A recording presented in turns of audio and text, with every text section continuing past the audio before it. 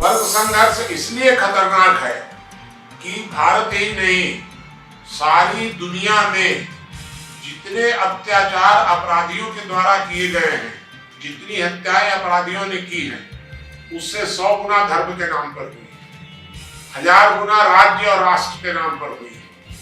भारत में भी जितने अत्याचार अपराधियों ने किए हैं, उससे कई गुना अधिक भारत में धर्म, जाति, भाषा, क्षेत्रीयता, उम्र, लिंग, इस आधार पर, राष्ट्र, इन सब आधारों पर बहुत ज्यादा अत्याचार हुए हैं। और इसलिए मैं ये कह सकता हूं कि वर्ग संघर्ष समस्याओं का समाधान न होकर के समस्याओं के विस्तार का कारण। इस संघर्ष तो होगा जो आप कह रहे हैं, लेकिन जब वर्ग समन्वय होगा, अर्थात वर्ग निर्माण नहीं होगा। वर्ग तो दो ही होते हैं, एक अच्छा और एक बुरा, तीसरा वर्ग तो होना नहीं चाहिए कभी।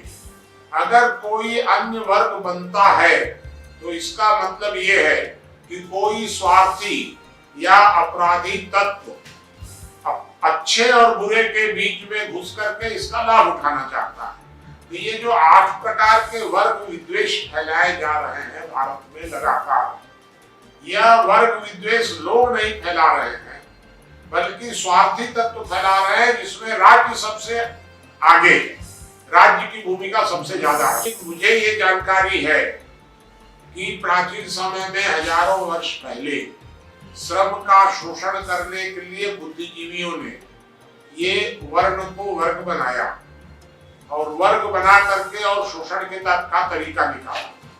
और जो शोषण का तरीका उस समय चल रहा था, मतलब बुद्धिजीवियों के द्वारा श्रम का शोषण करने के लिए, उसी को भीमराव अंबेडकर ने सन 47 में उस आरक्षण को संवैधानिक आरक्षण में बदल करके श्रम का शोषण करने का एक संशोधित तरीका निकाल दिया।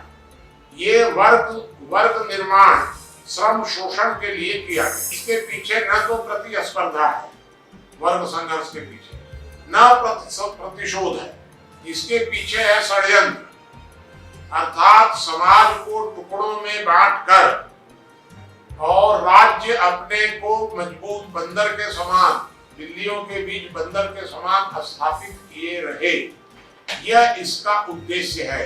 और इस उद्देश्य में राज्य निरंतर सफल हो रहा है। मेरे विचार से दो वर्ग बने, एक शरीफ और एक बदमाश, ये बहुत लंबा काम है, साधारण काम नहीं है। लेकिन हम यहाँ से शुरू कर सकते हैं अभी वर्ग संघर्ष को वर्ग समन्वय में बदलने के लिए, कि भिन्न विचारों के लोग अगर एक जगह बैठ करके कुछ समस्याओं के समाधान पर चर्चा करने की प्रवृत्ति बढ़ावें। कॉमन सिविल कोड सबसे अच्छा उपाय है। Common civil code, common code of conduct नहीं, समान आचार संहिता नहीं, समान नागरिक संहिता।